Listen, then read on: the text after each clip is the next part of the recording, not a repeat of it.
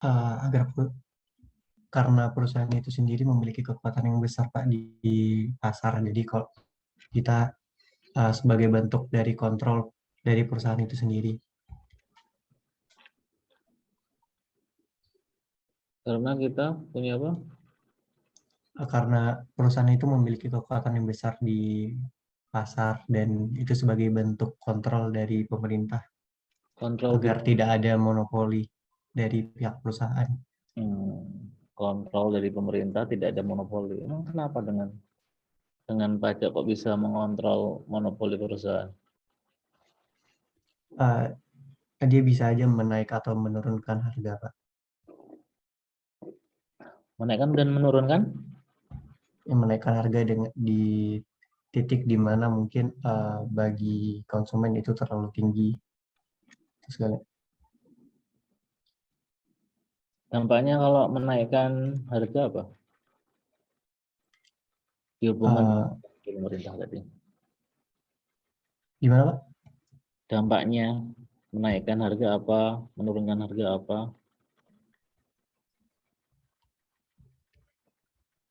Bisa ngebuat harga di pasar jadi nggak stabil Pak. Hmm.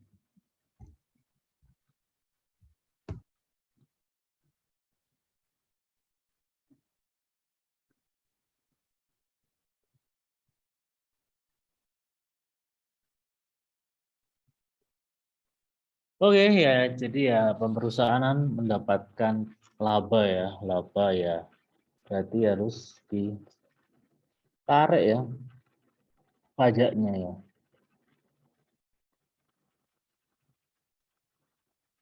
Kemudian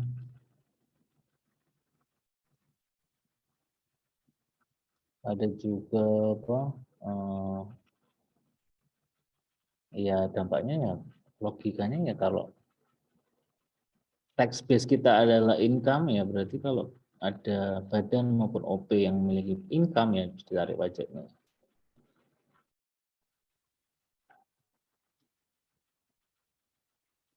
Oke, terima kasih. Mas Rahmat Rinaldi 1 2 3 4 5 6 7 7 ya. 7. Struktur pajak di sebenarnya kita juga enggak itu ya. Sama lah ya dengan di Indonesia ya bersama struktur pajaknya ya. Ada earning ya, pendapatan, kurangi beban, kemudian dapat PKB kalikan tax ya. Nanti juga ada apa? Earningnya apa aja nih? Nah, ini juga apa aja yang bisa dijadikan penghasilan yang menurut kena pajak? Kan enggak semuanya penghasilan. Tergantung peraturannya sih ya. Ada juga beban apa yang boleh dikurangkan, nggak boleh dikurangkan dari pendapatan ya. Sama juga di Indonesia ya. Ya, ada juga depreciation allowance, ya. Akumulasi penyusutan ya. Juga bisa pakai garis lurus atau ya tergantung dari aturannya.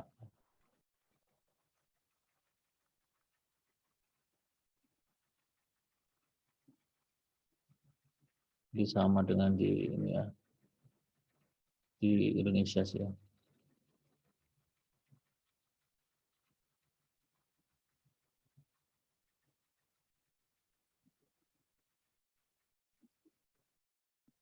Insiden juga apa sudah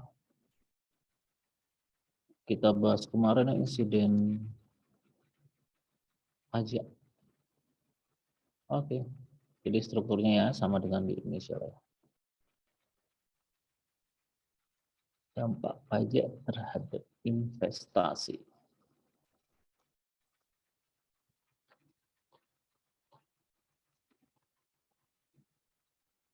Tarif pajak juga berbeda-beda ya di Amerika, di Indonesia. Di Indonesia kan oh sama ya.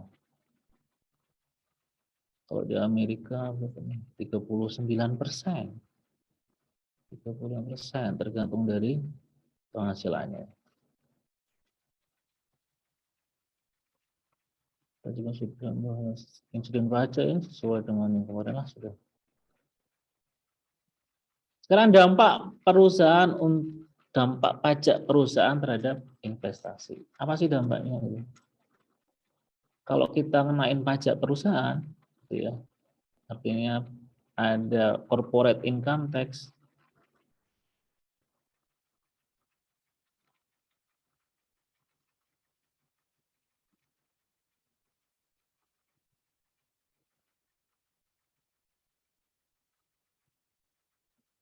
Jadi pasti ada pengaruhnya ya terhadap si perusahaan ya. Entah perusahaan internal atau ekonomi secara global ya. Nah, kalau dampak pajak, kalau kita pajakin perusahaan, apa sih dampaknya untuk investasi gitu ya? Tolong jelaskan, desak utuh, Dita. Eh, kalau misalkan ada pajak, jadi untuk investasi itu returnnya untuk perusahaan itu berkurang, Pak. Apa? Repair? Apa? Repair? Return dari Oh, investasi yang return. kita dapat. Kok bisa berkurang, kenapa?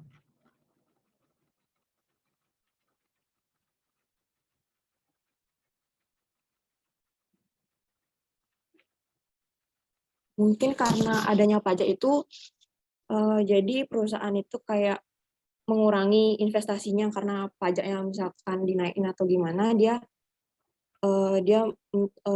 apa tuh belanja modalnya tuh disedikitin gitu, dikurangi gitu. Jadi return yang dia nanti karena investasinya Nah, sedikit. kenapa kok dikurangi? Kok bisa berkurang, kenapa? Kalau Kalau kemarin, mungkin kalau misalkan ada pajak itu jadi cost-nya dia tuh nambah gitu, Pak. kosnya nambah. Terus setelah kosnya nambah,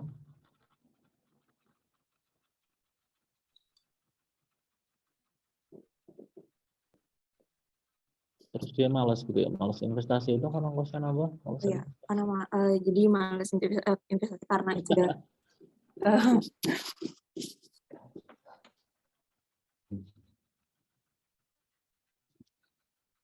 karena kosnya nambah, terus dia nggak invest gitu ya. Nah, kalau nggak invest nanti perusahaan nggak bisa berkembang dong. Kalau dia nggak beri peralatan baru, dia nggak memperbesar jumlah cabang.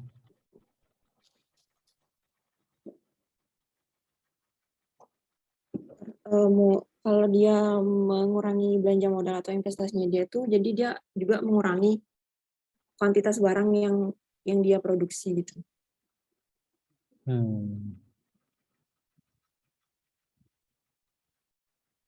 Bisa digambarkan dengan kurva nggak? Dampak ketika sebelum ada pajak dengan setelah ada pajak, dampak terhadap investasi perusahaan itu gimana? Apakah nggak ada gitu ya, atau ada?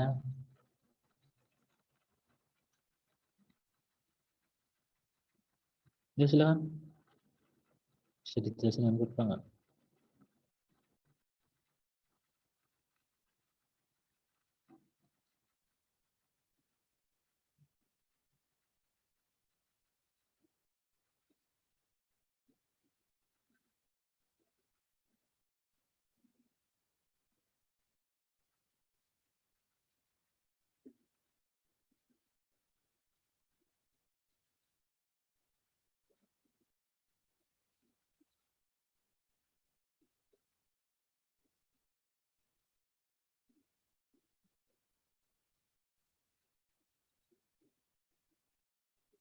Ini sebelum ada pajak ya, investasi sebelum ada pajak. Terus ini kan K ya, K jumlah investasinya ya. Cost and return per dollar of investment. Jadi biaya dan pengembalian ya atas investasi itu ya. Biayanya berapa ya? Yang Y-nya ya. Ayo terusin penjelasannya. di sini tuh di titik A di sini perusahaan ini apa namanya marginal cost ini MC ini kan biaya investasi. Nah biaya investasi itu di sini tuh misalkan di sini 2 atau berapapun itu ini misalkan ini minimal paling minimal si perusahaan itu mendapatkan returnnya. Kalau misalkan di bawah dari itu atau gimana dia tuh jadinya nanti rugi. Nah ini kan apa namanya biaya investasi. Nah perusahaan akan berinvestasi di mana MC ini nanti berpotongan pada MB. Nah MB sama dengan apa tuh kayak apa ya marginal benefitnya tuh. Terus nanti MC-nya sama dengan biaya depresiasi. Ini namanya nanti ada timbul biaya depresiasi ditambah dengan biaya investasi lanjutan. Salah itu lambangnya lupa. Terus nanti keseimbangannya nanti Itu apa tuh amplop? nggak tahu apa tuh kayaknya depresiasi atau biaya tambahan lagi gitu. Dia di sini dia investasi awalnya tuh di K1. Ini yang sebelum pajak. Oke, terus tidak ada pajak dampaknya? Kalau setelah ada pajak, jadi dia kan karena setelah pajak dia cost-nya mungkin karena pajak itu mengurangi investasi, maka dia dari K1 itu ke K2. Nanti kurva MB-nya ini nanti berkisar ke kiri karena permintaan terhadap investasinya itu menurun. Jadi ke kiri.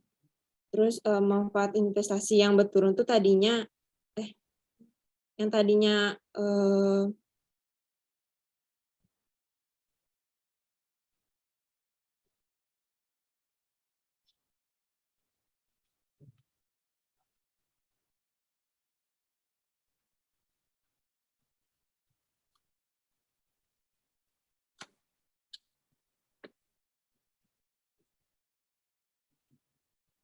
itu mungkin sih Pak, kalau misalkan ada apa-apa aja dia tuh ngurangin investasinya.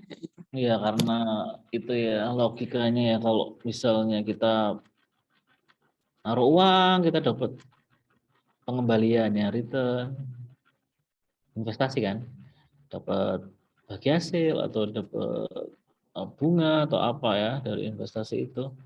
Tapi ternyata ketika kita dapat bunga itu, kita dapat return itu kena pajak nih. Loh, kan saya males ya.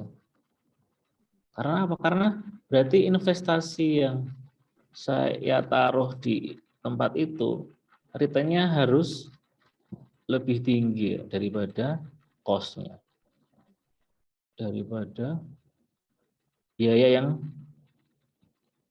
saya harus bayar gitu ya. Sehingga dia akan bergeser ke kiri ya, karena ada pengurangan dalam return tadi ya. Jadi ada pengurangan permintaan itu ya terhadap investasi perusahaan kita bergeser ke kiri ya, sehingga nanti kita akan mengurangi jumlah investasi di K2 ya.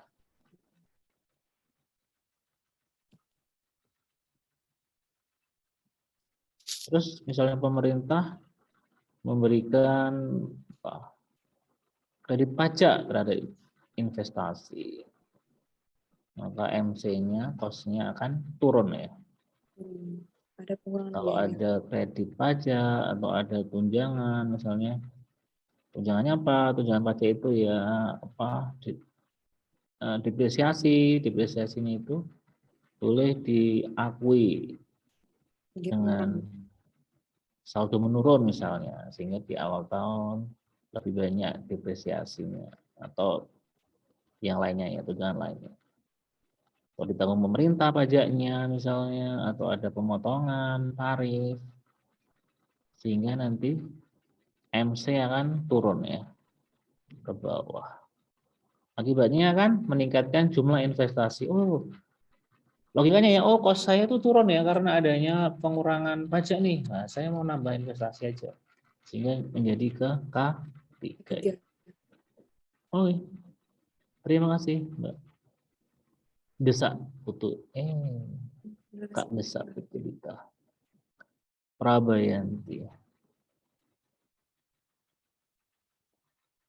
Jadi ya penjelasan tadi dari Mbak Desak ya. Masalah sekarang adalah berapa sih tingkat pajak yang efektif gitu ya. Nah, itu Anda bisa ukur dengan MPK ya.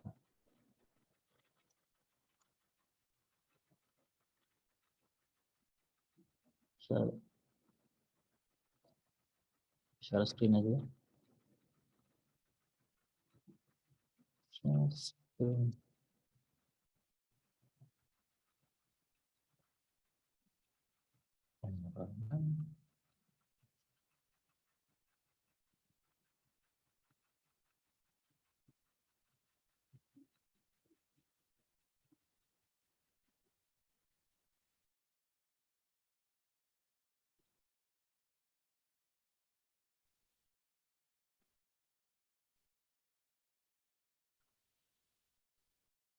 Ini tadi yang dijelasin, ada penurunan MC sehingga ada peningkatan jumlah investasi.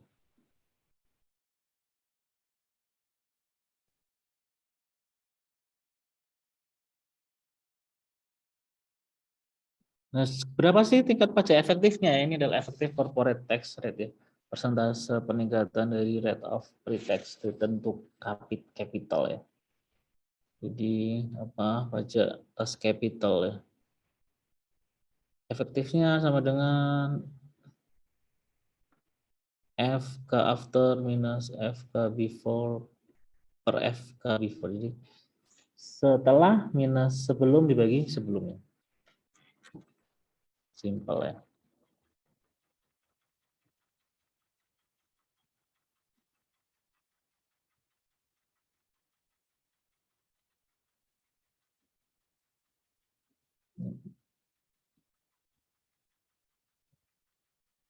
Setelah kita masukkan teks rate-nya, depresiasi, dan ITC, maka TR menjadi 1 minus T kalikan Z minus alpha per 1 minus T. Ini agak berbeda dengan di buku ya.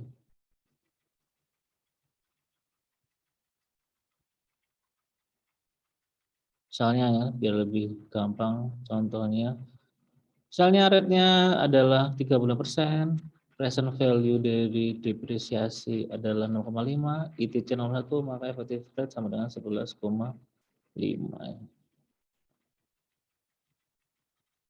This therefore must earn a pre-tax rate of return that's only. Jadi si perusahaan harus earn ya pre-tax rate 11,5 lebih tinggi ya daripada rate sebelum taxation. Jadi harus apa returnnya harus lebih tinggi 11,5 dari sebelumnya sebelum ada pajak ya agar nanti returnnya itu sama dengan ketika tidak ada pajak.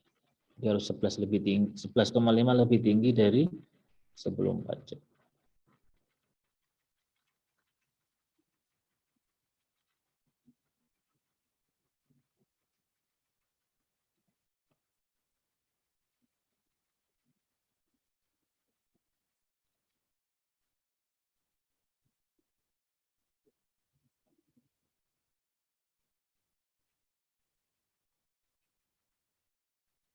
Tadi adalah investasi ya. Dampaknya pajak terhadap investasi. Sekarang kalau dampak pajak perusahaan terhadap financing apa? Pendanaan perusahaan untuk meningkatkan apa namanya? Perusahaannya gitu ya. Andre Marcelo Putra. Andrew. Ya, Pak. Ya. Apa sih dampaknya? Dampak pajak perusahaan terhadap pembiayaan. Saya stop saya. Dampaknya terhadap cost-nya ya, Pak. Terhadap bukan cost ya, financing ya. Bukan cost ya, apa? financing kan ada dua financing ya, debt dan equity ya, untuk finansi perusahaan. Nah, apa dampaknya terhadap dua hal itu?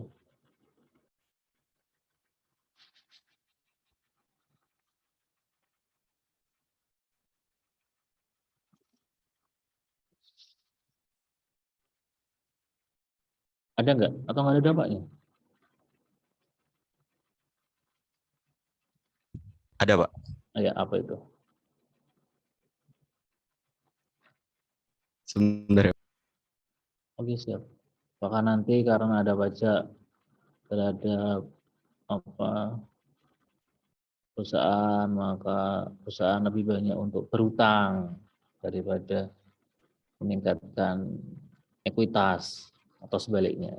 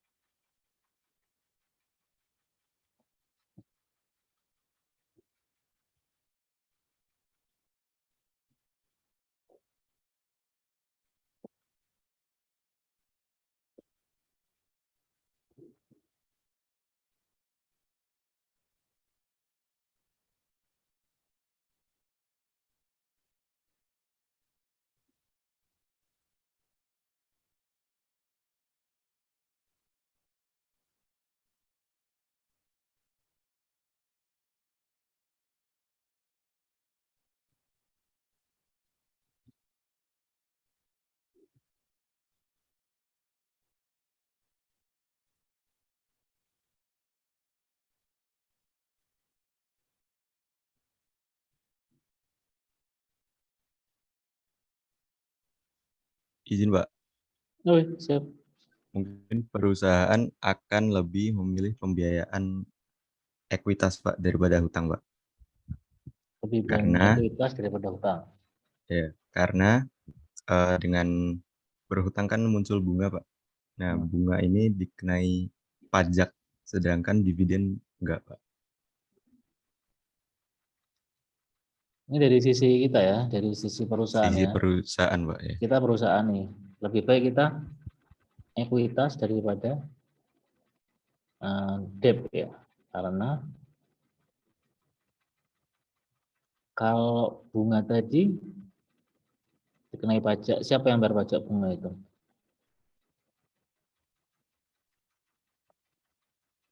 Yang bayar pajak bunga siapa? Apakah kita perusahaan atau pemberi hutang?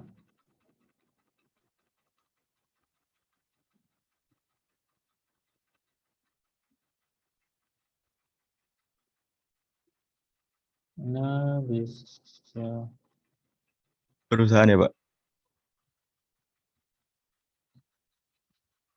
ke perusahaan kan kita pinjam utang nih, kita pinjam uang nih ke orang nih, dikasih atau ke mana ya, perusahaan lain misalnya.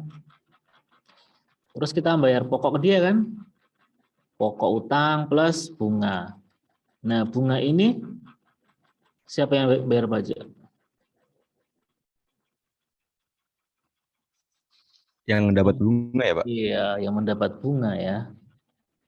Iya kan? Kalau kita ngasih bunga ke mereka, ini kan kita si perusahaan nih, kita perusahaan yang mencari uang nih, mencari hutangan.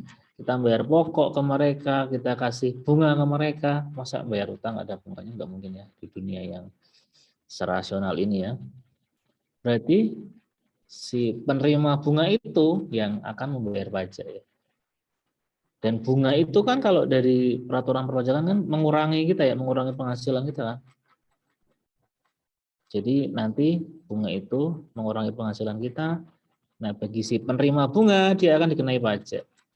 Berarti lebih enak mana? Kita utang untuk kalau ada pajak perusahaan kita lebih milih utang atau ekuitas? Utang ya, Pak. Utang ya.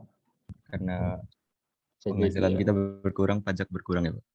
ya jadi lebih banyak utang yang akan kita pakai untuk membiayai ya, membiayai perusahaan kita ya. Entah mau ekspansi atau apapun itu ya. Tapi juga kalau banyak utang ya, misalnya nih, sekarang saya adalah dari sisi pemberi hutang ya. Saya melihat ada perusahaan nih, perusahaan A, perusahaan B. Perusahaan A itu kebanyakan utang tuh, 90% itu dia utang, pembiayaan dia dari utang dan 10% dari ekuitas.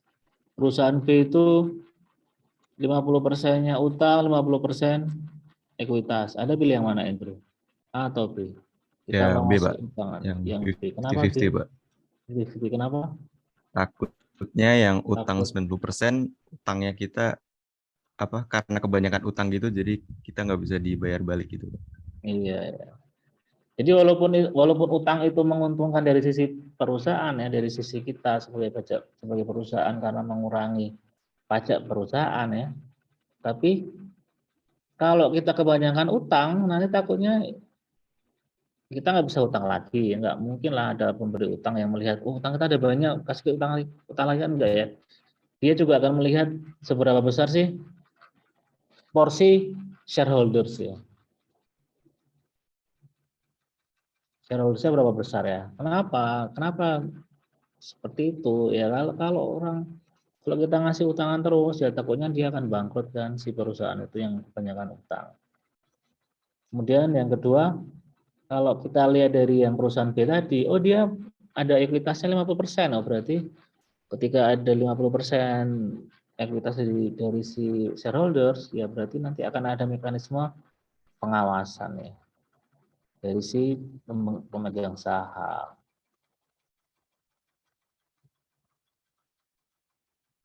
Jadi berarti karena perusahaan itu banyak yang megang sahamnya, otomatis nanti kan dia bisa memberikan rambu-rambu pada CEO-nya, manajemennya. Kalian jangan ngambil proyek yang beresiko, jadi ada mekanisme pengawasannya. Karena si shareholder ya pengen untung kan, kalau misalnya bangkrut kan shareholder kehilangan uangnya ya. Sehingga dia bisa lebih mengawasi ketika ada banyak shareholders di perusahaan itu daripada cuma utang ya.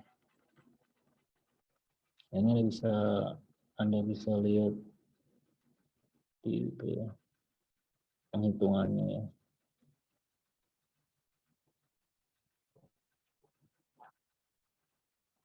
Jadi kalau utang itu berarti kita akan nggak bayar pajak perusahaan. Nanti yang bayar pajaknya adalah siapa penerima bunga itu ya. Kalau ekuitas nanti kita akan membayar pajak. Dia kena pajak perusahaan ya.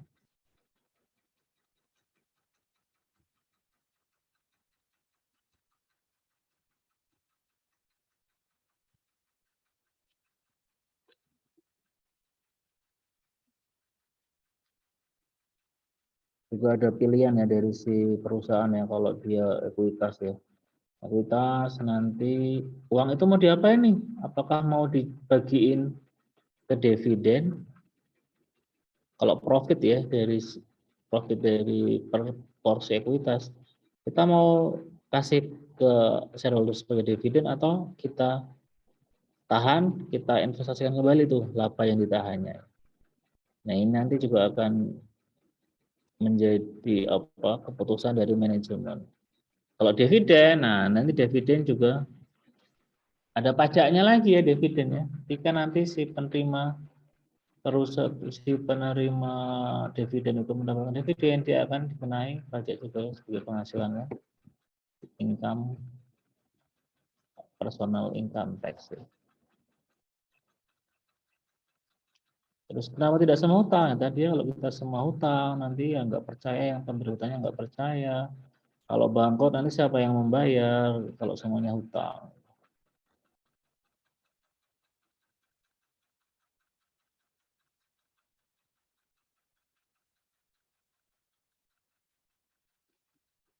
Ini juga ada apa namanya paradoks dividen. Nah, dividen itu ternyata adalah berganda ya, pajak berganda ya, pajak yang dikenakan 2 kali ya.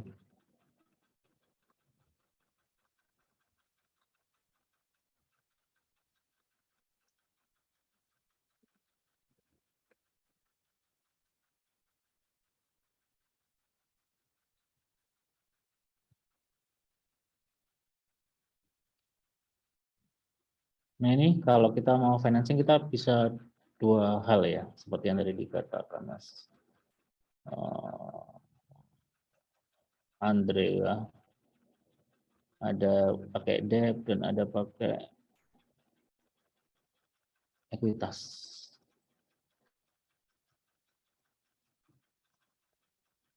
Kita dapat pembelian $1, bisa pakai bonds atau pakai Texas yang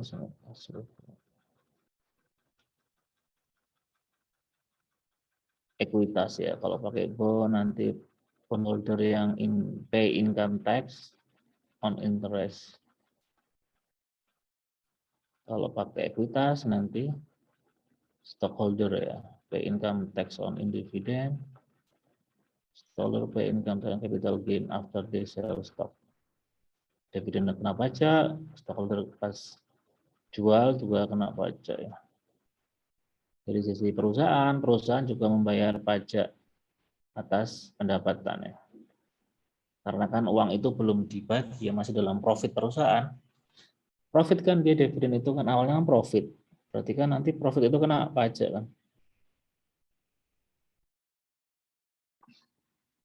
Dari sisi perusahaan, perusahaan akan membayar pajak atas penghasilan dia yang masih termasuk dividen di dalam penghasilan itu kan. Sehingga nanti dia perusahaan bayar pajak atas penghasilan dia, including dividen yang akan dibagikan. Kemudian dari sisi investor juga dia akan bayar pajak ya, setelah dividen itu dibagikan sebagai penghasilan dia pada tahun itu. Jadi ada pajak berganda sebenarnya untuk dividen. Ketika perusahaan meminjam, mereka akan membayar $1 in interest.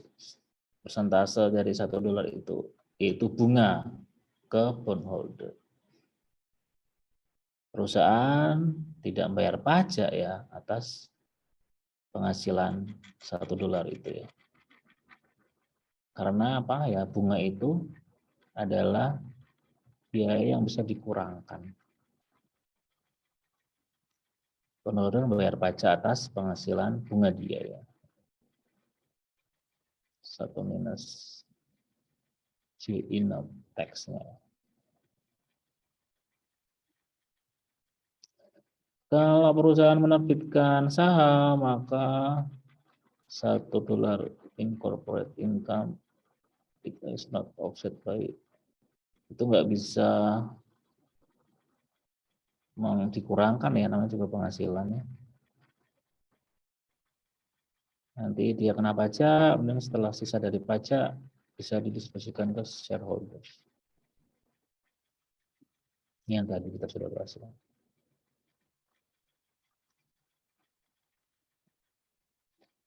Biasanya berapa 15%-nya secara historis equal to 15% effective capital gain tax rate.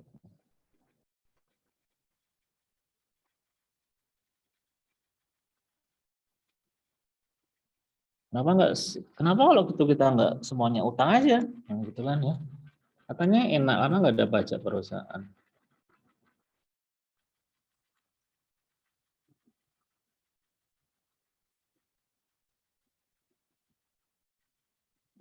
Yang pertama karena kalau utang itu ya, itu membutuhkan pembayaran yang pasti ya. Bunganya kan pasti ya 10%, maka Anda harus bayar 10% per tahun gitu ya, selama masa peminjaman itu. Kalau ekuitas nggak harus membayar dividen, nggak harus membayar ke pemberi saham, ke pemilik sahamnya, itu dividen aja. Kemudian kalau bangkrut gitu ya, gimana lo bangkrut ya perusahaan itu? Udah utang kemudian bangkrut. nanti akan ada dampak bagi pemberi utang dan si pemilik sahamnya. Conflict in interest of equity holder and debt holder. Ini juga sudah teman-teman paham ya. Equity holder ya tergantung dari performa perusahaan. Kalau untungnya akan dia.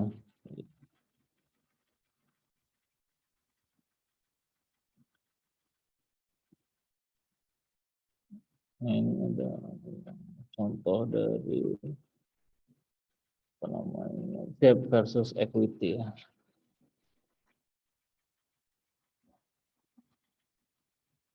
Company misalnya ada voucher sebesar 6 juta atau nilai dari perusahaan itu 6 juta dengan dua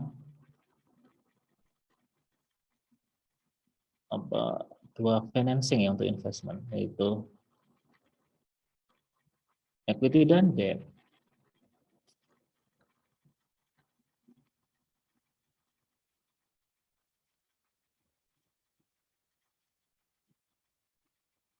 Firm dapat 10% dari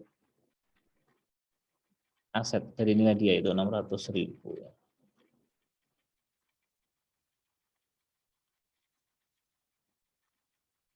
%10 600.000 berarti kan nanti dibagi 600 dibagi ke equity dan debt holder. Kalau debt holder adalah pasti ya 10% dari 5 juta yaitu 500. Sisanya adalah 100 karena 600 kurang 500 sisanya 100 diberikan ke dividen atau equity holder. Dan ada investment tadi yang risky tadi. Investment 50% itu peluangnya adalah menguntungkan sebesar 3 juta. Dan 50% itu peluangnya akan rugi sebesar 6 juta. Expected return-nya minus 1,5 miliar. 1,5 miliar. So the firm is better off nggak ngambil investment itu. Dari sisi equity perspektif, mereka mendapatkan 3 juta ketika investasi sukses. Tapi because of the bankrupt floor, the only loss the initial. Kalau bangkrut, ya dia cuma kehilangan 1 juta. Ya.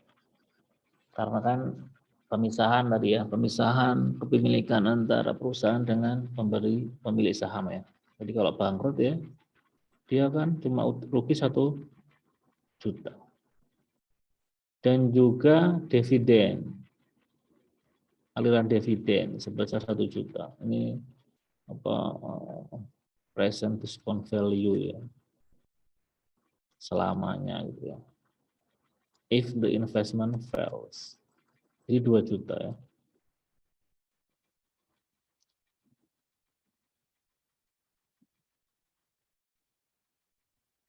Only loss 1 million investment dan 1 juta dividen. Equity holders take on the risk even though the expected value to the firm minus 1,5 juta.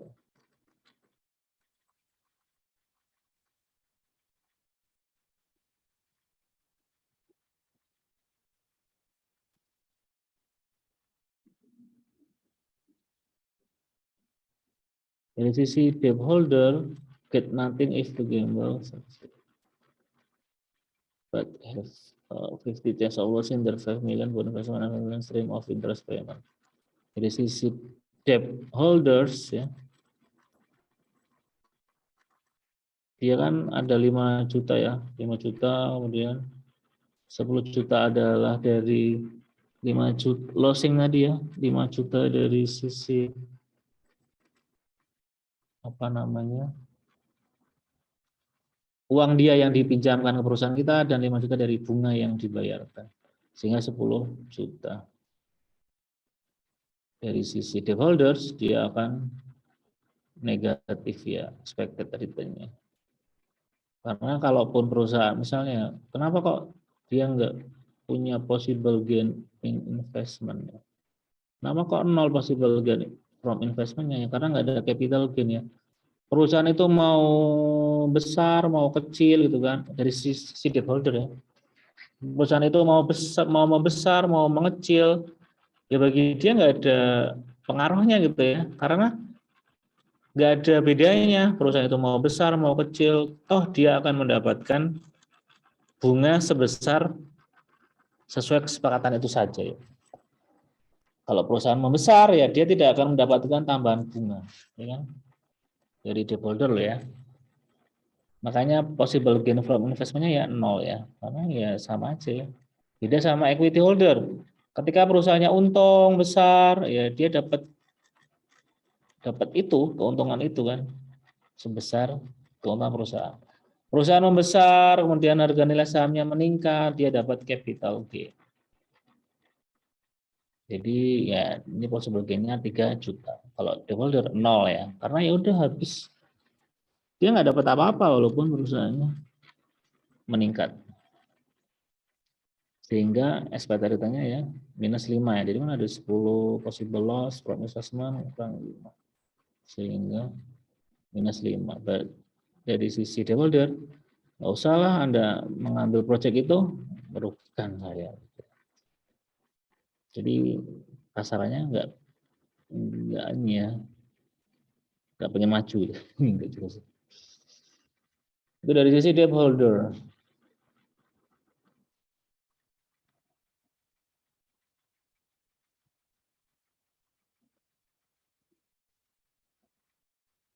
Nah, tadi kan si siapa? Si shareholder itu dia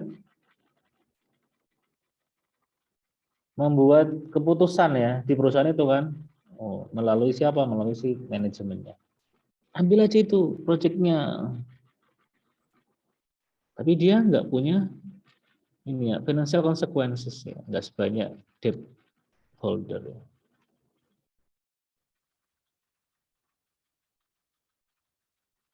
Tapi kalau ekuitasnya meningkat ya, sharing ekuitasnya meningkat, maka konflik akan interest goes away. Nah, ini Anda bisa lihat di sini ya.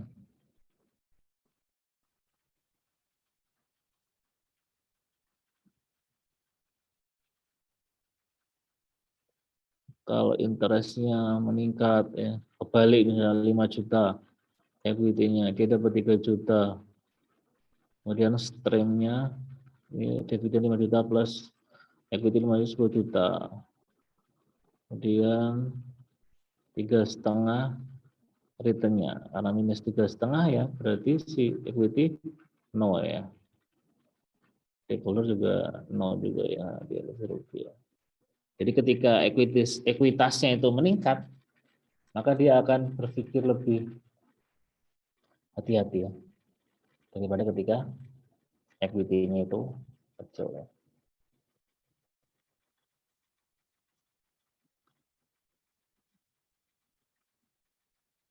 Dan also means that having a large debt ya, semakin memiliki utang yang besar akan membuat manajer menjadi lebih sulit ya. Dia harus bayar itu ya, bayar bunga, nyiapin bunga untuk obligasinya per tahun ya, itu wajib kan, tidak dengan ekuitas. Kalau ekuitas kan ketika perusahaan tidak untung kan nggak harus bayar dividen. Itu kenapa tidak semuanya utang ya, why not all debt ya? Karena banyak itu ya, apa konfliknya. Kemudian kenapa dividen itu dibayarkan? Kenapa nggak ditahan aja? Kenapa nggak labanya nggak ditahan aja?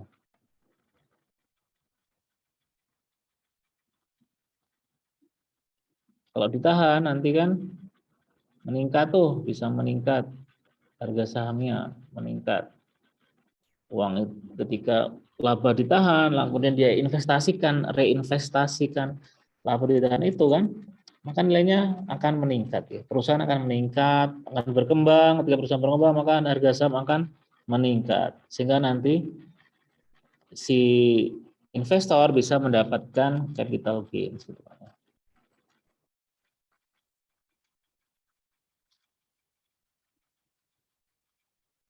Nah, tapi 1/5 of public platforms pay dividend.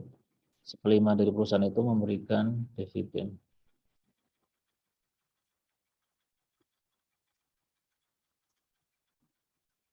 Ya, link to live with tax inefficiency tidak bermakna apa.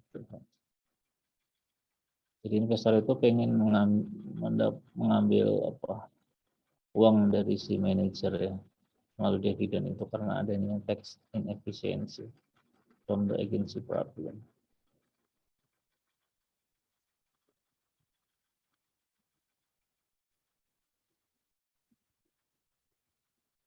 Ini kalau ada peningkatan tax rate pada dividen akan memberikan dampak pada financial decision ya, reduce the use of dividend to repay, increase the incentive to use debt, meningkatkan penggunaan utang, kemudian menurunkan investasi. Jadi karena adanya pajak atas dividen itu kan mengurangi penggunaan dividen ya, dan seterusnya.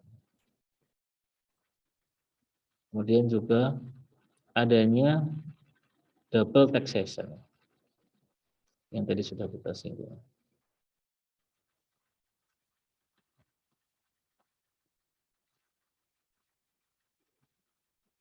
Kemudian kalau ada dividen berarti kan nanti bisa menarik investasi ya. Ngapain saya beli saham kalau nggak ada dividen? Oh, saya mau capital gain-nya. Iya, capital gain, tapi juga ada dividen di situ.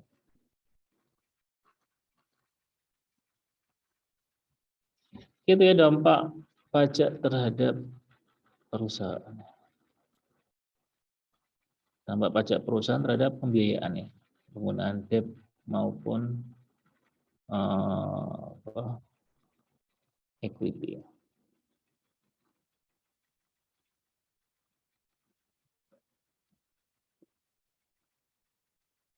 Oke, lanjut.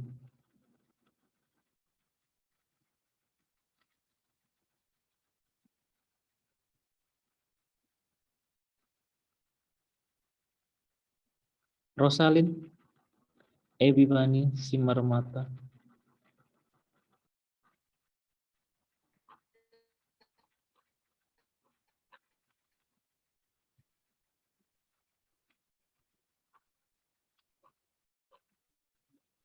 Ada Rosalin?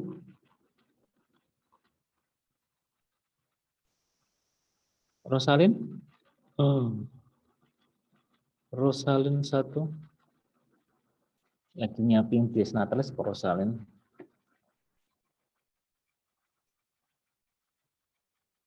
Nurlailiyah, Rahayu ada? Ada Bapak. Bapak. Ini siapa nih? Nurlailiyah. Jelaskan dong apa itu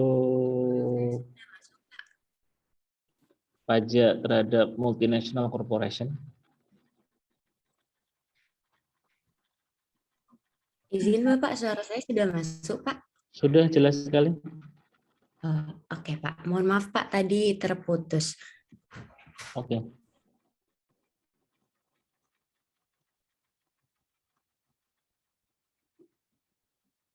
Terkait perpajakan perusahaan multinasional ya Pak?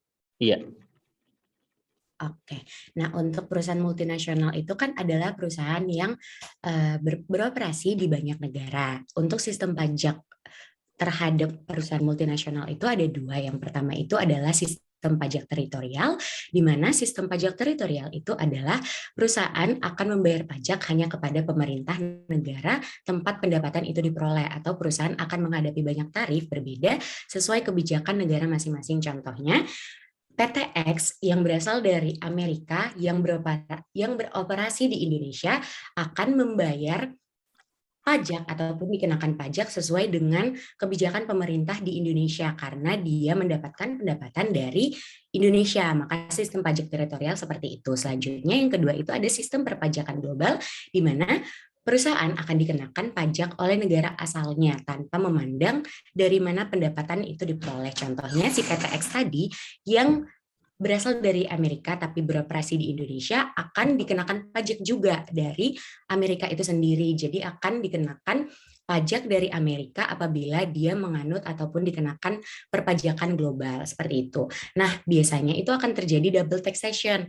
Bagaimana caranya kita mencegah ataupun tidak merugikan perusahaan itu untuk mendapatkan double taxation, maka akan ada foreign tax credit, di mana kredit pajak luar negeri ini akan mengurangi biaya pajak yang udah dikenakan dari negara, dari pendapatan yang diperoleh. Misalnya tadi si PT Amerika tadi atau si PTX yang beroperasi di Indonesia tadi, itu kan udah dikenakan nih. Misalnya di Indonesia dia dikenakan pajak sebesar 10%. Nah, ternyata di USA dari Amerika itu dia dikenakan juga lagi pajak sebesar 50%. Nah, dengan adanya foreign tax credit ini, dari yang 50% yang harus dibayarkan di USA ini udah bisa dikurangkan sebesar 10%, di mana 10% tadi itu udah dibayarkan si PTX di Indonesia. Gitu Pak, untuk sistem pajak multinasional yang saya tahu. Pauzan background-nya dinosaurus. Saya salfok nih. Ya, jadi ini juga apa ya? Terjadi juga di Indonesia ya. Untuk perusahaan Indonesia itu, kalau di Indonesia itu mengenai pajak apa ya? Apakah domisili atau global? Teritorial atau domisili atau global? Apa Mbak? Kalau di Indonesia? Teritorial Bapak kalau di Indonesia, kalau tidak salah. Jadi nggak ngelihat penghasilannya perusahaan yang di Indonesia itu dikenakan pajak gitu ya. Iya Pak. Nah ini juga apa ya, ada perjanjian ya biasanya ya dengan perusahaan, dengan negara-negara lain ya. Jadi gimana nih kita mau gimana nih pemberian apa pengenaan pajaknya nih? Apakah semua penghasilan global nanti diakui boleh dikenakan pajak atau sesuai dengan pendapatannya di negara mana maka dia kena pajak di negara tersebut ya. Atau nanti bisa menjadi kredit pajak ya. Kalau misalnya di negara A sudah dikenai pajak, maka nanti kita sebagai negara Indonesia bisa perusahaan Indonesia yang punya penghasilan di negara A itu nanti bisa menggunakan kredit pajak, pengurangan pajak ya dari pajak yang sudah dibayarkan di negara A itu. Atau ada juga ya udah nggak usah lah, saya nggak mau punya perjanjian dengan Anda. Ya sudah nanti tergantung dari situ ya. Tapi biasanya kalau Indonesia itu global ya kalau nggak salah ya. Di perusahaan yang punya pendapatan dari negara lain, tapi dia di Indonesia, dia perusahaan Indonesia punya pendapatan dari negara lain, nanti itu bisa menambah ya penghasilan perusahaan itu dan dikenakan pajak ya.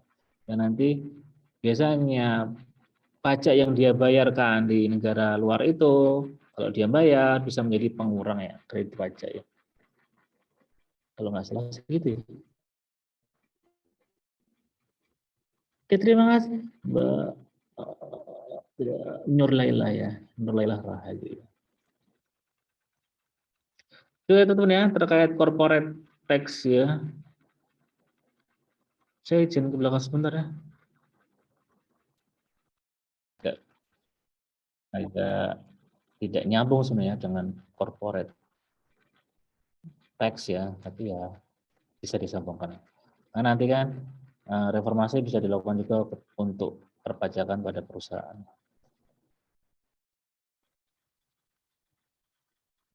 Kenapa sih kita perlu bukan kita ya? Kenapa sih perlu reformasi? Kenapa sih perlu pajak itu direformasi? Banyak hal ya, kenapa harus ada reformasi terkait fundamentalnya.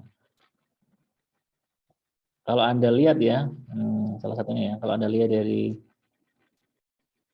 income tax ya, ternyata ada double tax ya untuk dividen. Dividen kena pajak ketika masih menjadi profit perusahaan. Nanti dikasih ke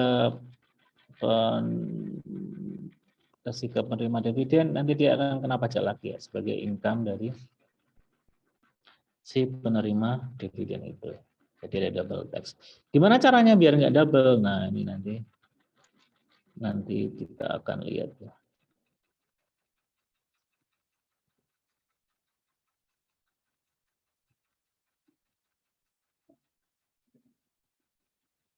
Gampang nih.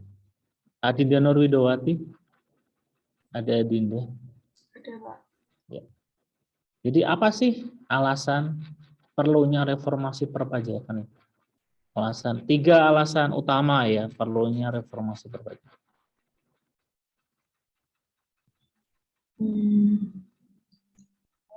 Alasan reformasi perpajakan ya, Pak.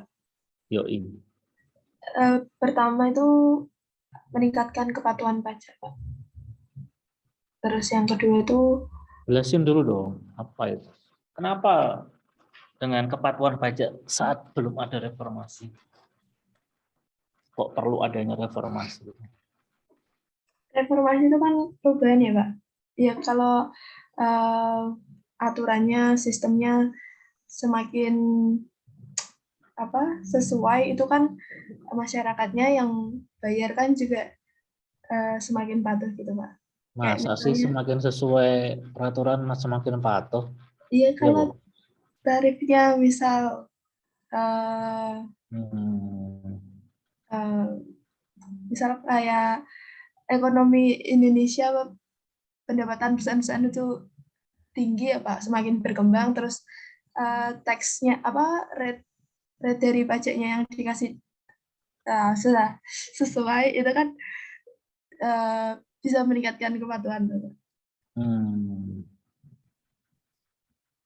Ya, ya, ya. terus Ya. alasan kedua membuat sistem administrasinya menjadi lebih sederhana. Kalau sistem administrasinya praktis, sederhana, itu kan orang kan bisa lebih patuh juga. Jadi misal kayak lebih semangat, lebih Iya, mau lebih semangat. Waduh, lebih semangat ya kalau sebenarnya. apa sih? Kalau dulu kan misal bayar pajak lo bisa online, sekarang sudah bisa online itu kan lebih memudahkan gitu loh Pak. Memudahkan. Yang lebih semangat. Iya gitu Pak. Terus yang ketiga meningkatkan efisiensi pajak. Gitu Pak. Apa itu efisiensi pajak? Jelasin dong. Kok bisa meningkat dengan reformasi? Kenapa kok bisa meningkat?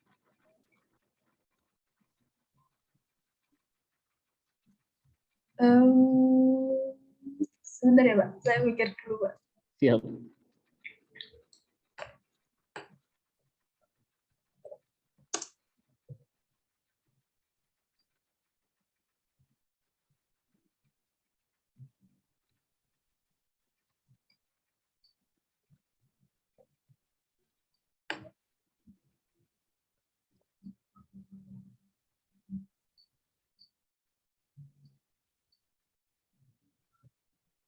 Udah tak ingat belum ya ini?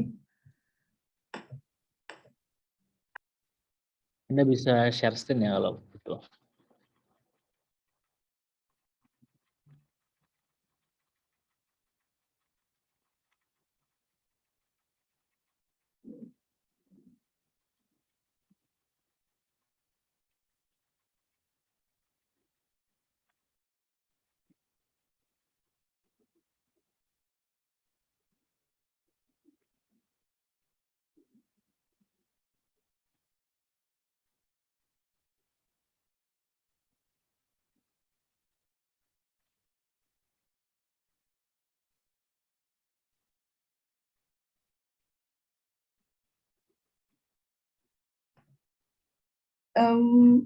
efisiensi pajak ya Pak Adri ya Pak? Ingat tahu tadi kan katanya yang ketiga alasannya karena bisa Ya, meningkatkan meningkatkan efisiensi. efisiensi pajak. Eh, ini menurut saya ya Pak, sepemahaman saya ya Pak. Hmm. Efisiensi pajak itu berarti misal pemerintah itu menargetkan pajak sekian. Nah, realisasi pendapatan pajaknya itu bisa dibungutnya itu bisa sesuai gitu Pak, sama targetnya gitu Pak. Sesuai. Ya. Hmm.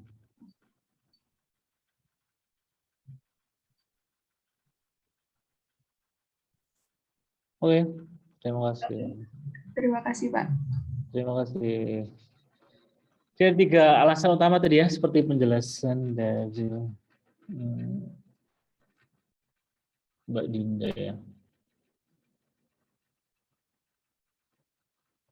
Yang pertama tadi adalah meningkatkan kepatuhan pajak ya katanya.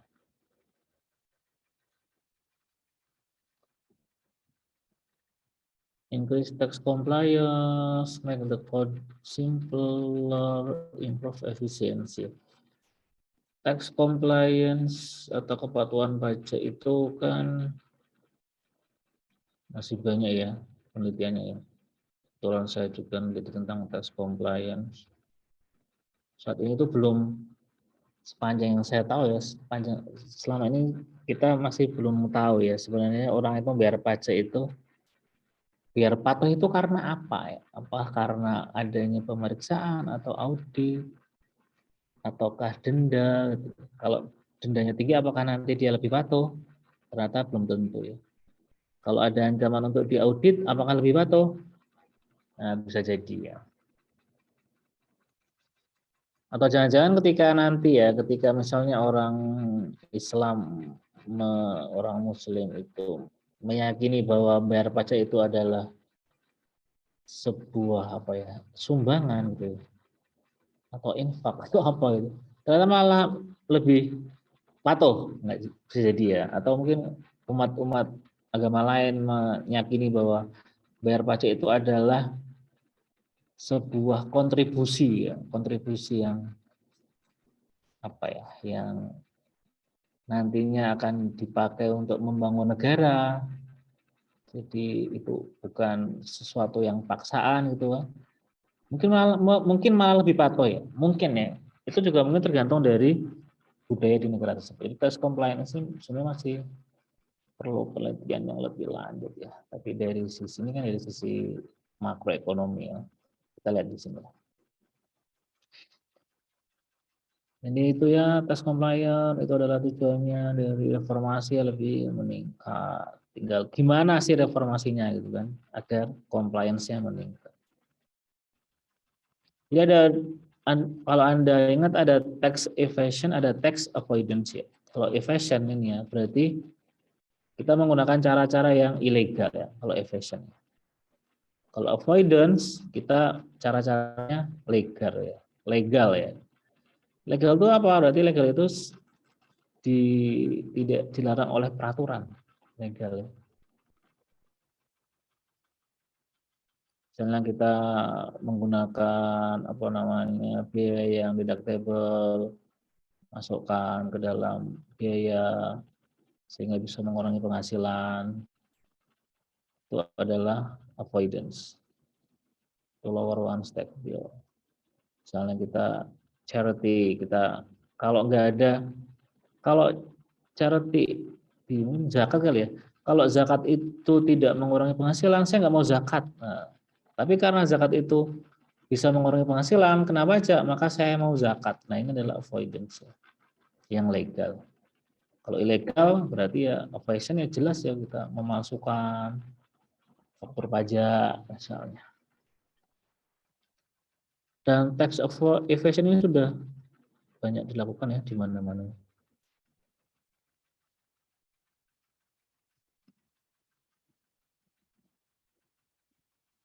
The simple theory of evasion, marginal benefit from underreporting. Jadi kita lihat ini adalah teori tentang evasion ya, teori penghindaran pajak yang ilegal. $1 income.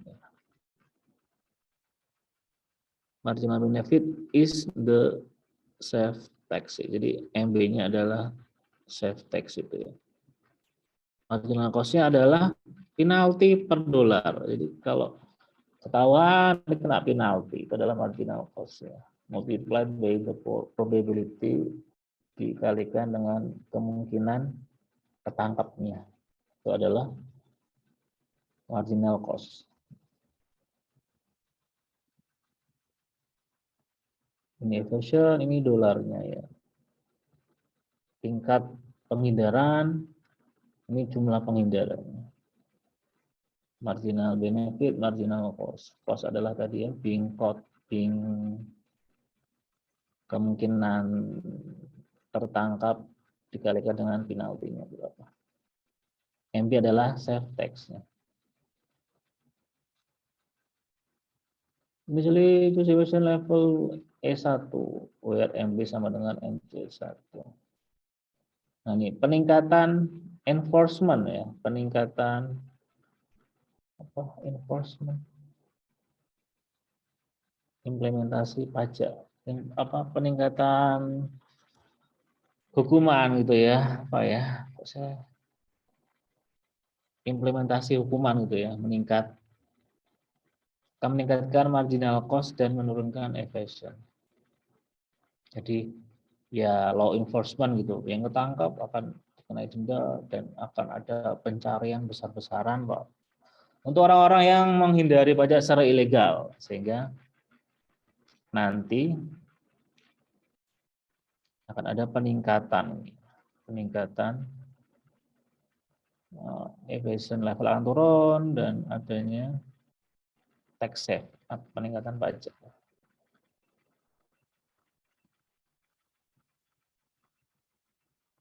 Kenapa nggak dalam satu garis? Kenapa nggak dalam satu kurva?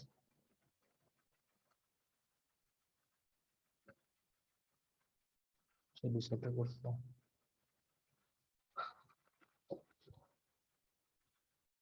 Ketika marginal tax rate-nya meningkat, maka MB-nya akan shift upward and more evasion occur.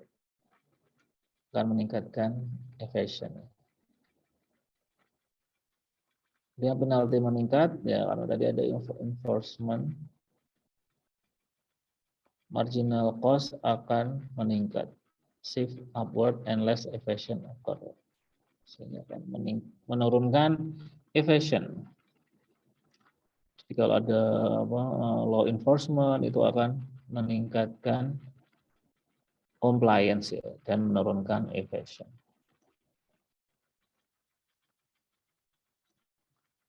Ini bukti-buktinya ya.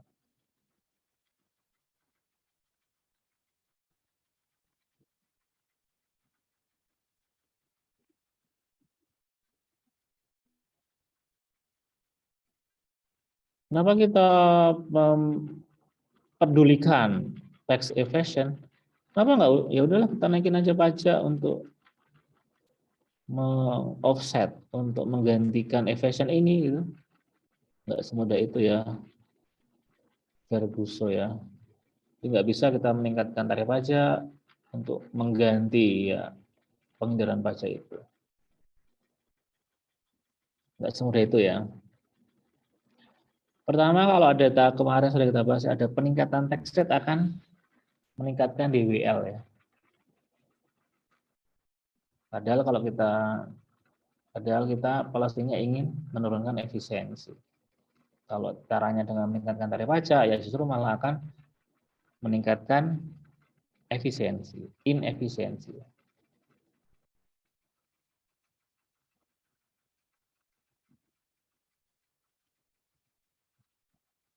Jadi kalau kita ningkatin tarif pajak, justru akan semakin besar DWL-nya kan, berarti inefisiensinya semakin besar. Lower efisiensi kan. Kemudian juga evasion akan menyakit harms vertical equity, akan tidak vertical equity gitu ya, because upper income household have greater scope for evasion. Karena orang-orang yang penghasilannya lebih tinggi itu dia akan lebih punya banyak peluang untuk melakukan evasion, ya, pengendalian pajak secara ilegal. Dan evasion itu adalah pelanggaran dari horizontal equity ya, karena ya nggak sesuai ya, harusnya dia bayar pajak tapi dia malah tidak bayar pajak. Itu adalah pelanggaran horizontal equity. Yang kedua adalah tadi ya, menyimpelkan ya peraturan perpajakan. Kalau lebih simpel tadi akan memudahkan, kata Mbak Dinda ya, akan memudahkan dalam pembayaran pajak. Jika kalau misalnya ini SPT-nya tebal banget gitu ya, kan bikin malas ya. Saya nggak mau bayar pajak bukan karena saya nggak mau ngeluarin uang, tapi karena saya malas mengisi SPT. Itu kan nggak bagus ya. Masa gara-gara SPT? Nah, jadi kita bikin peraturan yang lebih simpel ya, dengan SPT yang lebih simpel, peraturan tarif yang lebih simpel gitu ya.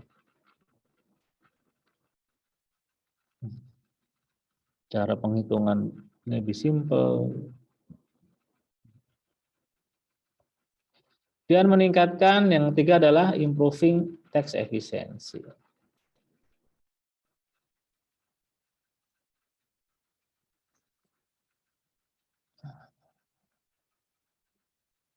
Biaya dari racing terserah include an entire array of behavior. Jadi biaya dari peningkatan tax rate itu termasuk dalam respon perilaku para wajib pajak.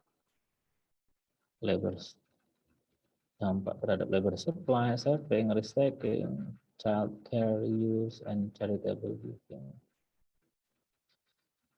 Bagaimana mengubah tax rate agar bisa mengubah tax revenue?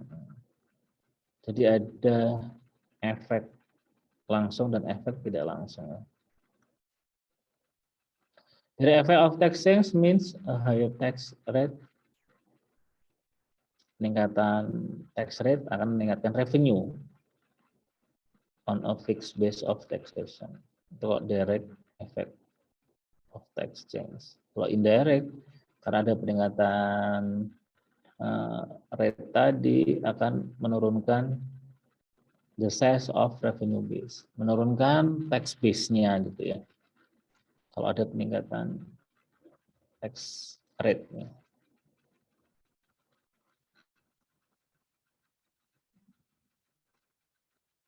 Bisa Anda baca sudah kayak kemarin. Ini kita lihat tax revenue dipengaruhi oleh peningkatan tax rate. Sebelum ada tax increase, taxable income-nya 50 juta, 50 ribu ya. Dari mana? Dari wage income, wage dan lawn mowing ya, pendapatan lainnya. Sehingga revenue tax-nya 10% dikalikan 50 ribu ya, total ini 5 ribu. After tax income ya, ada peningkatan tax rate 20% ya, dari 10% 20% akan menurunkan wage income ya. Ya, seperti yang kita bahas ya, kalau ada peningkatan pajak atau progresivitas pajak income personal ya, personal income tax, kemungkinan nanti orang-orang akan tidak produktif gitu ya, mengurangi produktivitas, akan mengurangi wage income. Nah, 40 ribu dan dikurangi dengan health benefits, charity 5.000 sehingga 35.000. Kalikan 20%, 7.000 ya.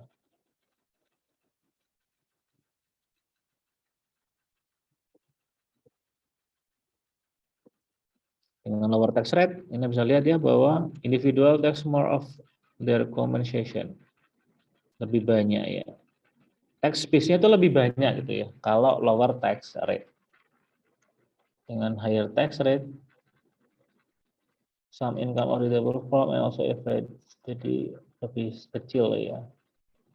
Taxable income-nya lebih kecil ya. Untuk ketika higher tax rate, ini juga kayak kemarin ya.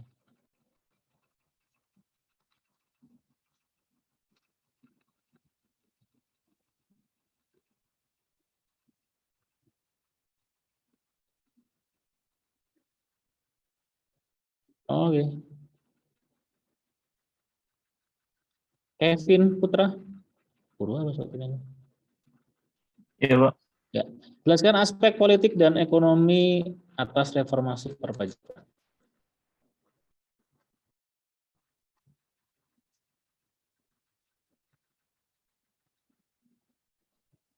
Untuk dari pengaruh politiknya itu, tekanan politik menciptakan kode pajak yang lebih rumit. Jadi ada kelompok tertentu yang mengambil keuntungan dengan membuat kode pajak yang lebih rumit ini. Lalu untuk tekanan dari ekonominya itu, dasar pengenalan pajaknya itu semakin luas, Pak. Dari sisi politik apa? Sisi politik tadi apa? Tekanan politik apa?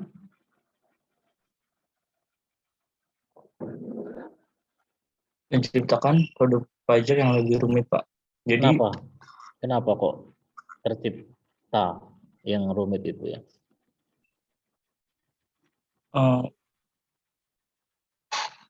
kan tekanan politik ini itu terjadi ketika pemenang dari perubahan tersebut terkonsentrasi, Pak. Sehingga yang kalah tersebar dan tidak hilang banyak orang. Ya. Nah, persepsi politisi ini akan menentang pengeluaran pemerintah yang baru, tapi akan mendukung tujuan yang sama ketika dibiayai pengeluaran pajak. Iya, tadi kan katanya bisa mereka itu pengen pajaknya rumit. Nah, kenapa kok pengen pajaknya rumit gitu? Kalau rumit emang kenapa gitu ya? Apa keuntungannya buat mereka kalau pajaknya rumit gitu?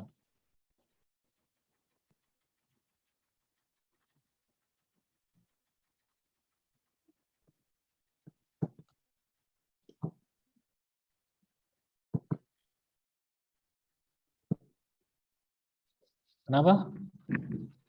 Ya, ini Pak, misalnya tuh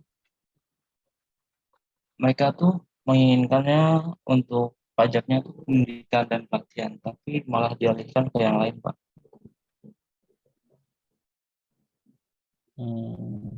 Dialihkan pada hal Seperti pemotongan pajak yang ditargetkan ke yang lain, Pak.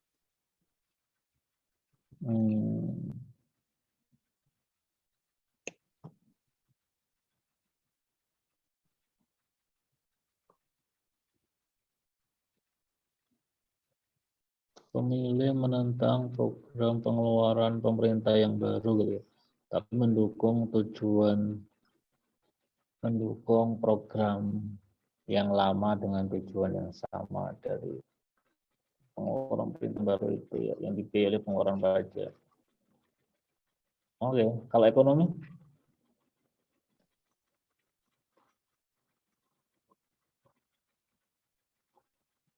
Sisi ekonomi apa? Sisi ekonomi. Dasar pengenaan pajak yang semakin luas, Pak. Dasar pengeluaran pajak yang semakin luas. Dasar pengenaan pajak yang semakin luas. Untuk apa itu maksudnya? Maksudnya apa? Maksudnya saya nggak ngerti nih. Dampak pengenaan pajak yang semakin luas. Berarti apa tuh? Jelasin dong, apa sih dampak pengenaan pajak yang luas? Apa harus semakin luas gitu kan penjelasannya. Apa kok semakin luas, kemudian apa tujuannya meluaskan basis pajak tadi.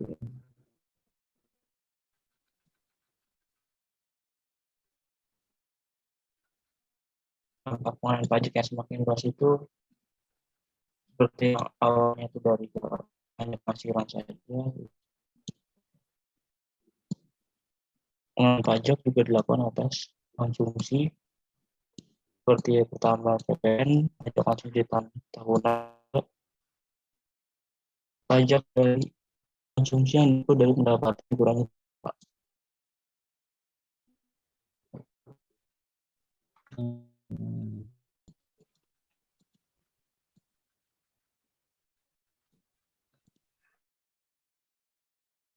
Jadi meluaskan ya, memperluas tax base gitu ya dengan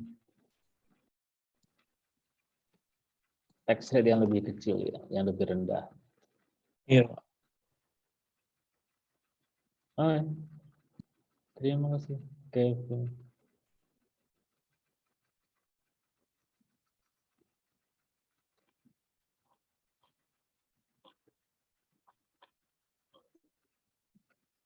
Yang belum siapa ya?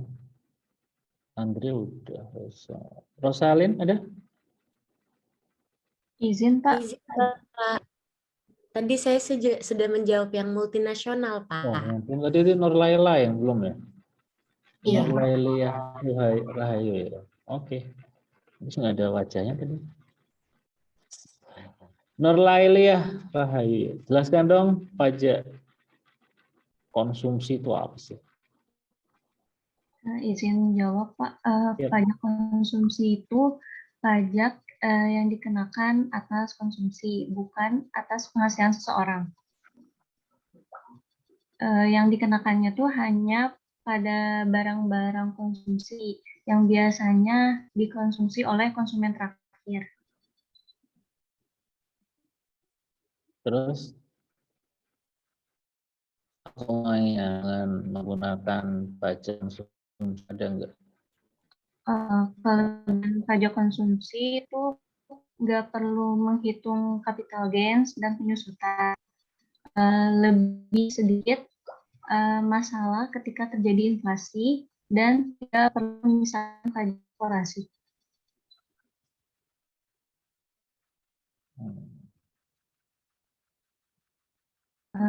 Intinya kalau pajak konsumsi itu lebih sederhana dan tepat sasaran. Sederhana tempat sasaran. Berarti yang lain nggak tepat sasaran ya? Yang income base itu nggak tepat sasaran dong ya?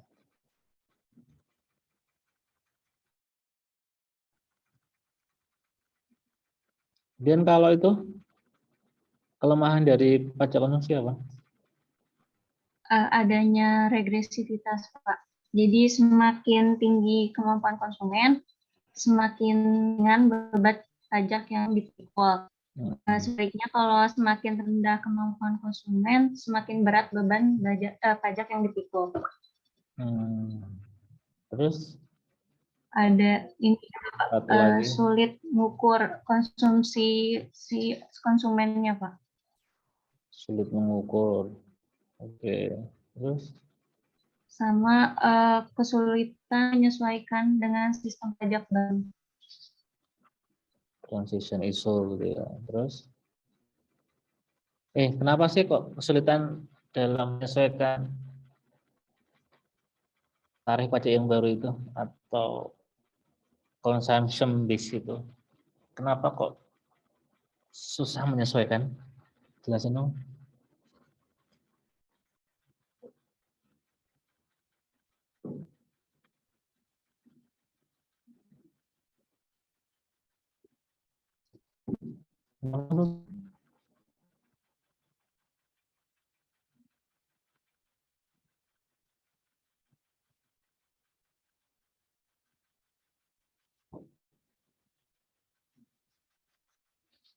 Kenapa kok susah Mbak Nur Laila?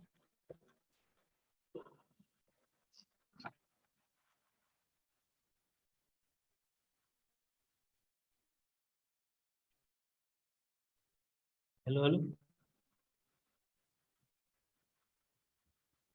Mungkin Pak kurangnya sosialisasi sama apa ya? Ngarang ini ya. Kenapa ngarangan di buku ada? Itu di slide 55 tuh loh ada tuh.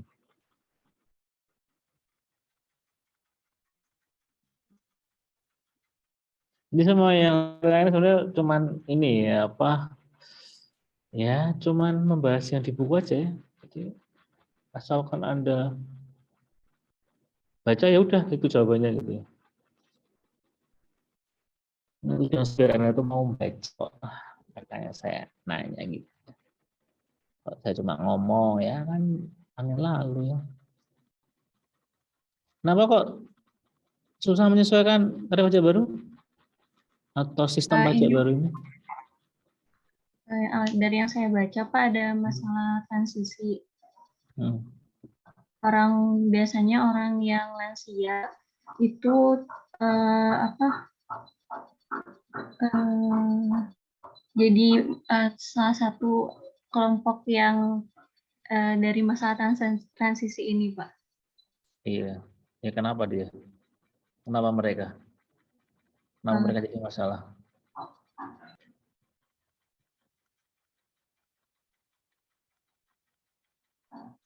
Kenapa? Biasanya itu dari mereka tuh udah membayar sebagian besar pajak penghasilan mereka selama bertahun-tahun gitu. Iya. Dan sekarang terkena pajak tinggi. Iya. Jadi kasihan ya, double kena pajak ya. Dulu penghasilan dia kena pajak pas kerja, sekarang tabungan dia yang dipakai untuk konsumsi nanti konsumsi kan consumption tax kena pajak lagi. Kan jadi double ya. Jadi secara politik ini tidak apa ya, tidak yang nggak adil secara keadilan, kemudian juga politiknya nanti akan mereka politisi akan berpikir ya wah jangan-jangan nanti nggak dipilih lagi nih gara-gara seperti itu ya. Oke, tadi terus apa lagi? Compliance. Susah ya fatwanya ya kalau dengan consumption tax ya. Dan ada cascading. Cascading itu adalah pajak yang sudah dibayarkan menjadi bagian dari harga penjualan. Jadi nanti misal ada perusahaan dia beli di retail, dia beli barang di retail yang akan menjadi salah satu bagian dari produksinya. Dia beli barang, ketika dia beli barang, dia kena pajak kan, consumption tax tadi. Nah, barang itu nanti akan yang sudah dipajaki itu akan menjadi bagian dari harga jual. Jadi ada cascading. Ada double tax berarti kan, ada pajak berganda di situ. Karena itu ya, karena adanya kelemahan-kelemahan itu, maka muncullah ya value added tax ya. Jadi ada dua jenis consumption tax ya, yaitu value added tax atau PPN ya di kita jelas ya itu adalah pemajakan pada nilai tambah ya, sudah sangat teman-teman sudah sangat paham lah di perpajakan 1 atau 2 ya. Nah, itu udah dijelasin bahwa dia itu kan tidak pajak berganda karena cuman pengenaan pajak pada nilai tambah saja. Anda sudah pahaman gimana itunya ya, desainnya. Yang kedua adalah expenditure tax ya, atau pajak apa ya? Pengeluaran ya. Pajak penjualan ya. Consumption tax on yearly consumption ya. Pajak pengeluaran tahunan gitu ya. Jadi pajak yang dikenakan atas pengeluaran selama setahun. Gimana caranya? Ya, Anda bisa pendapatan berapa, kurangi tabungan. Itu adalah pengeluaran. Jadi nanti itu yang akan dikenakan pajak sebesar pengeluaran itu ya. Menarik itu ya. Kelemahannya apa? Kelemahannya ya nanti bisa saja tabungan itu apa? Definisi tabungan. Apakah investasi masuk tabungan? Karena bisa jadi orang-orang seolah-olah mengatakan dia sebagai pengeluaran padahal investasi, atau sebaliknya karena biar tidak kena pajak yang banyak, nanti orang-orang bisa menghindar dengan cara menganggap itu sebagai tabungan, bukan investasi atau hal lainnya. Ada beberapa kendala penggunaan itu. Tabungan dari mana? Oh, tabungan di celengan apa di bank? Nah, itu dijelaskan, dipastikan. Oh, tabungan adalah uang yang tercatat di bank. Gitu. Nah, itu sudah jelas. Jadi apa namanya, tabungan akhir tahun itu menjadi pengeluaran dari pendapatan. Itu adalah expenditure tax. Kemudian flat tax, ada flat tax ini atau pajak dengan tarif tetap. Pajak tarif tetap ya. Tarifnya itu sama ya. Flat ya tarifnya. Ini dikenakan oleh Hall and Rabushka pada 1981 ya. Jadi fee-nya apa? Corporation pay a flat rate, VAT on sales ya. Perusahaan membayar flat rate PPN pada penjualan minus purchase from other firms minus wage payment to workers. Individual pay a tax on labor income. All tax expenditure will be eliminated. Jadi semua pajak expenditure akan dihilangkan dan diganti dengan family level exemption ya. Jadi nanti ada ya PTKP sebenarnya, family level exemption itu kayak PTKP itu ya, penghasilan tidak kena pajak. Hall and Robusta propose 19% flat rate ya. Jadi 19% flat rate. Dan kurangi 25.000 ya sebagai PTKP. Keuntungannya apa? Efisiensi, gain from having one flat rate on a broad definition. Jadi efisiensi, keuntungan efisiensi dalam hal apa nih? Definisi dari income. Simplicity and improve compliance ya. Karena cuma satu rate jadi lebih simple dan juga lebih mudah dilakukan sehingga meningkatkan compliance. Tapi ada masalah di flat rate, nah, itu masalah terkait dengan progressivity ya. Anda bisa lihat ternyata ini ya, rata-rata flat rate itu lebih tinggi daripada current tax code ya, progresif yang sekarang terjadi, lebih tinggi flat rate pada penghasilan berapa ini. Dan juga ternyata pada penghasilan di atas 1 juta flat rate lebih menguntungkan buat orang yang lebih kaya ya. Penghasilannya lebih besar.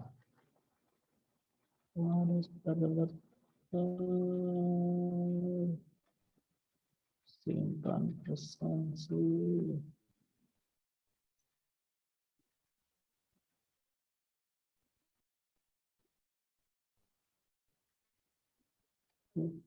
Kuliah.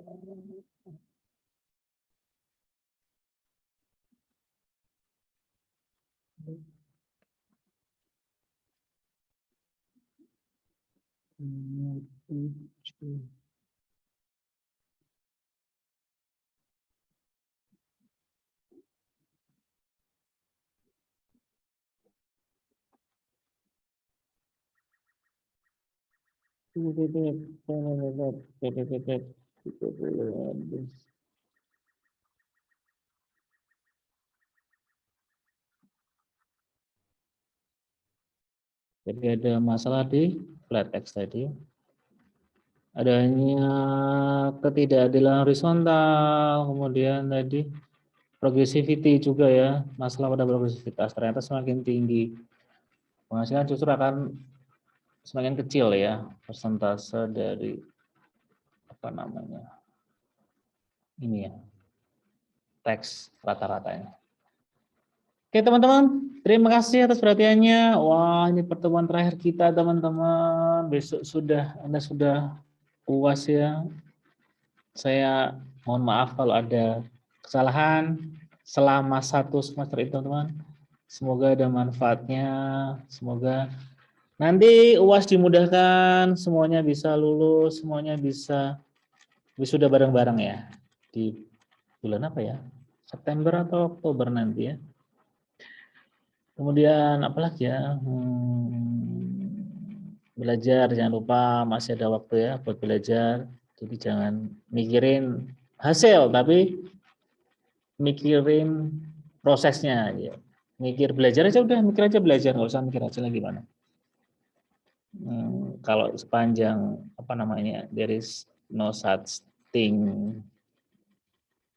of freelance ya, tidak ada makan siang gratis kan. Jadi kalau Anda pengen dapat hasil yang baik, pasti akan ada pengorbanan di situ ya. Oke, terima kasih. Selamat siang, selamat UAS. Ini, Pak. Assalamualaikum warahmatullahi wabarakatuh. Permisi Pak, izin foto bersama dulu Pak sebelum meninggal. Boleh Pak? Siap. Ini. Baik teman-teman, ya kita ambil bentar.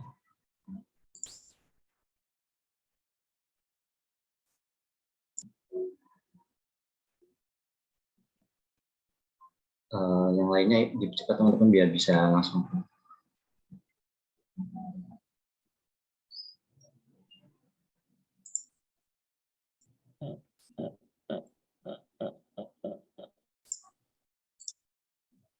Yang lainnya bisa Ica, Pedro, Ocha.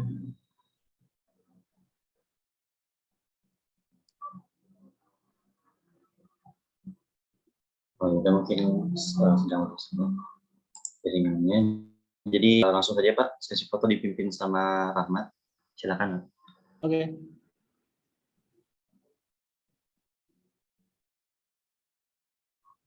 Oke, 1, 2, 3.